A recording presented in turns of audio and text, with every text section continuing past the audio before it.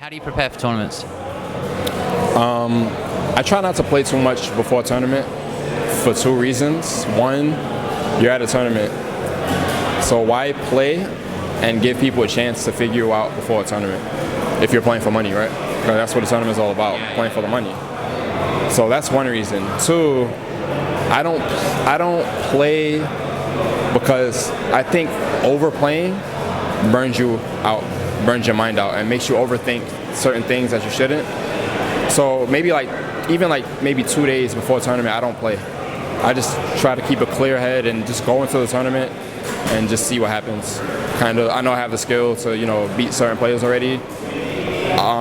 At the level I'm at right now, pretty much have to worry about only really good players. So I just try to keep a clear head and just hope I get to those players to actually play them. You told me yesterday that basically you only feel comfortable with a combo once you can do it 30 times in a row. 30, 40, just give yourself a challenge. I don't think 5 or 10 times you can say, oh, I got this combo mastered. You have to challenge yourself and give yourself a limit. How many times can I do this combo, or can I attempt to do this combo without dropping the combo? So say 30, 40 times. If you can get the combo 30 times in a row, or do it 10 times now, wait an hour, do it 10 times, wait another hour, or tomorrow do it again 10 times in a row. If you can't do a combo 10 times in a row, it's not perfect. That means I don't have any combos. Where do you start with a game? With every game, as you should, I think fundamentals are key, because fundamentals can take you so far. If you don't know what fundamentals are, they're proper spacing, proper ground game, knowing which buttons beat which buttons, goes over this button, goes under that button. So spacing, ground game, footsies, and anti-airing, knowing how to counter jumps. Yeah. So those things are key. They'll take you a long way in a fighting game. Spend a lot of time in training mode, just doing the whole engineering thing, like I said. Yeah. Because if you have info, then it will take you far, because a lot of people don't have info. They just know how to play the game. Yeah. So if you know certain things that other people don't know, you have an advantage. Just off of that, you have an advantage. The other way is to just play as many people as you can. Just get the experience. Like I said before, don't let any experience, don't take any experience for granted. That's what I said. Any game, casual game, tournament game is a learning experience. So just play as many players as you can in training mode, half an hour to an hour if you can.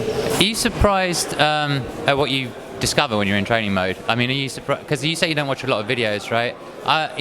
To me, I'm like, shit, I better watch all those videos because all the knowledge is out there.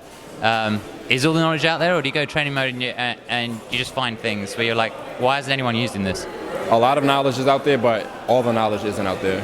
A lot of knowledge comes from people discovering things, and that's pretty much what I've been doing. I'd say the past 2 weeks, 3 weeks. I just released some videos on YouTube. Yeah. And they're pretty advanced. I saw them. Some of them are situations, some of them are practical, but practical or situational, those are things that you can use to gain the upper hand. And I just go into training mode and find situations that I can take advantage of and just try to release it to the public. I think maybe since I've done so much already, that maybe it's time to give back and show people what they can do instead of keeping it to myself. And I think this is a good way to go about it. All right, talk to me about matchup experience. How important is that? Very important.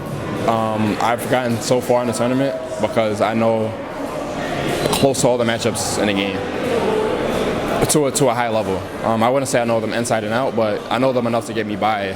I think matchup experience is important, especially for a tournament, because you don't know what characters you have to play in a tournament. You might have to play 3 of the same character or a variety of characters. You don't know. The only thing you can do is no matchups. So if you know those matchups or know matchups for almost every character or every character, it can take you very far in the tournament.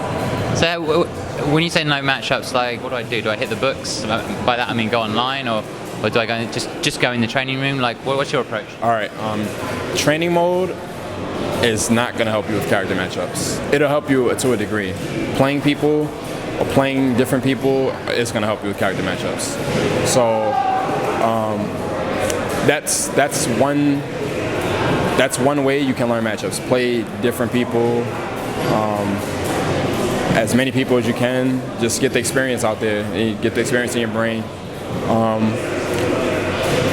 Yeah, just like there's what, like over 100 people right now. I'm sure they all play different characters. Try to play those 100 people and learn what you can do in every situation.